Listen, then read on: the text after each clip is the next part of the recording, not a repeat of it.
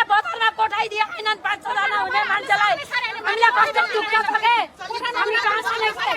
हामीले कोठाइ मेरो 4 जना हुँदाखेरि बजारमा कोठा दिनन् दुईटा पढ्ने बेला मात्रै कोठा दिन्छन् अरे पढ्ने विद्यार्थीलाई मात्रै कोठा दिएपछि हामी कहाँ जाने के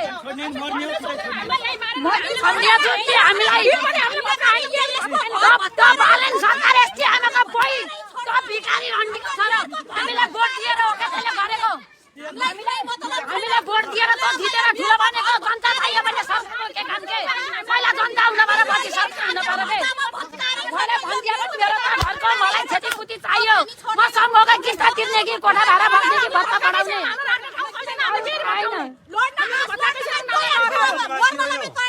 लड्नलाई तयार छ लड्न आउँछ अब